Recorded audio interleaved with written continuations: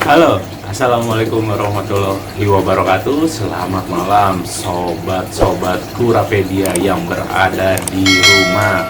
Selamat malam juga buat kalian para pencinta atau penyuka ya kura-kura air tawar di seluruh Indonesia. Nah, pada malam hari ini kita mau bikin video tentang apa? Jadi malam ini ya sebenarnya tepat 1 minggu ya 1 minggu dari aku membuat kolam barunya untuk si kura-kura ya. Mungkin teman-teman sudah pada lihat di video-video sebelumnya ya. Nah, jadi malam ini kita mau review tentang apa sih Bang? Review tentang gimana sih kondisi si kolam kura-kuranya sekarang, karena ini tepat 1 minggu ya dari aku mulai memasukkan si kura-kuranya. Jadi waktu itu aku masukinnya itu di hari Minggu guys ya, jadi di hari Minggu dan sekarang juga hari Minggu. Jadi ini adalah 7 hari setelah aku memasukkan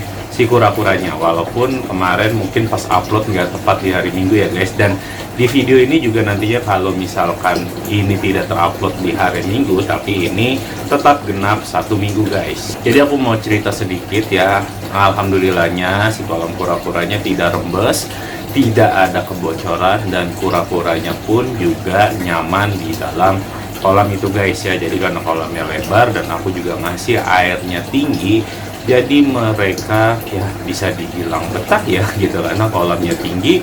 Dan yang pasti yang aku paling suka adalah kolamnya itu berwarna putih, karena susah banget untuk mencari kolam berwarna putih ya. Karena juga di pembuatan atau proyek kolam ini aku ingin mencoba atau aku ingin eksperimen ya bagaimana cara menyerahkan tempurungnya si kura-kura, khususnya nih si kura-kura Brazil. Karena kan katanya dengan menggunakan wadah putih dan juga pakan seperti udang itu akan membantu ya mempercepat atau membantu mempercerah si tempurungnya kura-kura ini sob. Kemarin selain dari satu hal atau hal tadi itu ya yang terkait dengan kolamnya besar, kolamnya luas, atau kolamnya putih, ada satu hal lagi yang aku suka sob. Apa ya coba? Jadi aku tidak perlu menguras si kolam kura-kuranya dalam jangka waktu 1 minggu ya. Kenapa? Karena ternyata percobaan kemarin yang kita bikin terkait dengan dari chambernya, isi chambernya, atau jenis filternya sampai arus derasnya itu bisa aku katakan berhasil sob ya. Karena dalam 1 minggu ini, tepat 1 minggu ini, kolamnya benar-benar nggak kotor, kolamnya benar-benar jernih, dan kolamnya tidak berbau sama sekali. Nanti di selipan video ini aku akan kasih lihat ke kalian kondisi kolam kura-kuranya yang baru ini sekarang ya, dari mulai air, isi dari chambernya ya. Yang jelas ini bisa kalian ikutin, asli bisa kalian ikutin bagi kalian yang memang sibuk ya untuk nguras kolam kura-kura terutama, atau untuk kalian yang males buat nguras kolam kura-kura. Nah, ini bisa kalian ikutin untuk isi chambernya atau jenis filternya, bener-bener worth it sob kalau buat gua pribadi ya. Nanti akan sekalian kita tambahkan untuk airnya, karena tadi pas aku cek itu airnya udah mau melewati batas dari mesin pompa filter. Nah, malam ini mau aku tambahin, cuman kita sekalian bikin konten, kita sekalian ngevlog ya, nanti sekalian kita tambahin airnya, karena pompa itu air itu harus melewati pompa, dan pompa itu harus tenggelam di bawah air agar tidak terjadi konsleting. Nah, buat kalian yang penasaran bagaimana sih kondisi airnya si kolam kura-kura baru ini, jangan lupa ya untuk terus bantu subscribe dan support channel Kurapedia, dan jangan lupa untuk tonton video ini sampai habis biar nanti kalian bisa duplikasi di rumah ya, terutama untuk isi chambernya atau si sistem filterasi si kolam kura-kura ini sob. Oke, kuy, kita langsung ngecek aja ke kolamnya si kura-kura ini sob.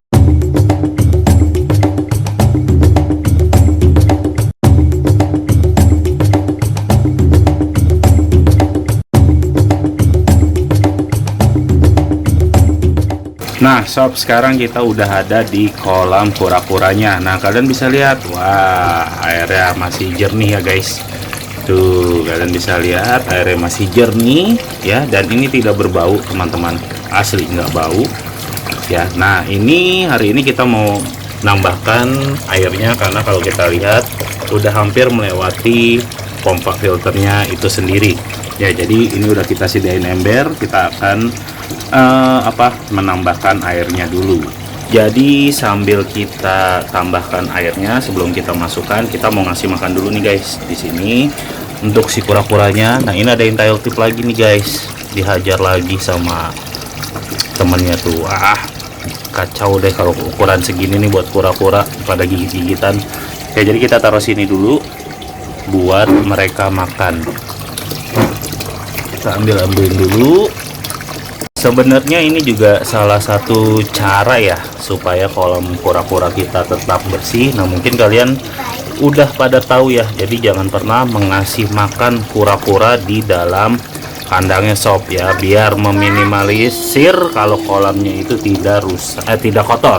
Nah oke teman-teman, semuanya udah kita masukkan tuh ya ke bak hitam buat kita kasih makan. Ini nanti kita akan tambahin dulu untuk airnya ya teman-teman. Oke sob, airnya udah kita tambahin, tapi kayaknya kurang, nanti kita tambahin lagi deh ya. Jadi sambil kita ngevlog, kita kasih makan dulu nih si unyel-unyel ini semua nih ya, kita kasih makan dulu. Oke, masih pada nonton kan guys? Nah sekarang kita mau cek isi chambernya ini bentuknya seperti apa, rupanya seperti apa ya. Jadi langsung aja kita buka. Kondisi 1 minggu tidak dikuras. Nah kalian bisa lihat ya teman-teman, nggak terlalu kotor-kotor banget tuh ya. Jadi ini nanti aku juga akan percobaan untuk 2 minggu bahkan 1 bulan. Kalau kita tidak kuras, dia akan seperti apa ya, terutama untuk airnya yang ada di kolam ini. Kalau kalian bertanya kenapa airnya bisa nggak bau guys, nah ini dia kuncinya. Jadi aku sengaja naruh karbon aktif di paling ujung sirkulasi air ini. Jadi dia kesini dulu, nanti lama-lama kesini, dan di sini ada karbon aktif ya, karena setauku juga fungsinya karbon aktif itu agar si airnya ini tidak berbau guys. Buat kalian yang kepo pengen tahu bagaimana atau apa aja isi dari chamber ini, kalian bisa nonton videonya yang sudah aku buat guys ya. Videonya ada di atas ini teman-teman. Nanti seminggu lagi, minggu depan atau bahkan sebulan lagi, aku akan terus update untuk perkembangan konsep yang aku buat atau percobaan yang aku buat ya untuk kolamnya si kura-kura. Karena kan memang si kolamnya kura-kura itu terkenal banget ya, filter bisa kita katakan nggak ada yang mempan sob gitu ya. Harus memang harus ada yang diakalin, karena aku pun juga mengakali dengan arus deras ya. Aku set sedemikian rupa agar kolamnya itu tetap jernih dan tidak berbau sob ya. Jadi support terus atau dukung terus channel Kurapedia, nanti kita akan lanjutin untuk next update-nya. Segitu dulu untuk video malam ini. Terima kasih sob sudah menonton sampai habis ya. Semoga kalian bisa duplikasi sistem filtrasi untuk kolam kura-kura kalian di rumah, kalau memang kura-kura kalian banyak atau sistemnya koloni. Tapi kalau hanya di box ya, itu nggak usah repot-repot seperti ini sob ya. Jadi sebenarnya ini juga buat aku pribadi nggak repot, karena benar-benar menolong untuk membantuku merawat kura-kura ya, khususnya untuk tidak terus-terusan atau sering gitu. Kalau di kolam sebelumnya kan 3 hari udah kotor, udah bau, jadi harus dikuras. Nah kalau ini seminggu aja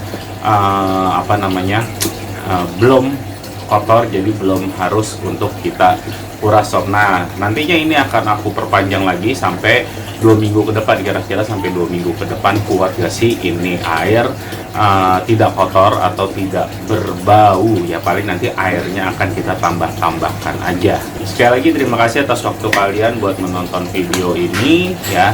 Selamat malam, selamat beristirahat. Jangan lupa untuk terus merawat kura-kura kalian, apalagi di musim pancaroba seperti ini sob, anginnya kenceng banget. Hati-hati buat kalian yang melihara kura-kura. Intinya persiapan harus matang dari mulai alat-alat, obat-obatan. Jangan sampai kura-kuranya sakit dulu baru kalian panik dan membeli obat-obatan, bisa dibilang telat sob. Oke, selamat malam. Assalamualaikum warahmatullahi wabarakatuh. Salam tempurung. Bye bye.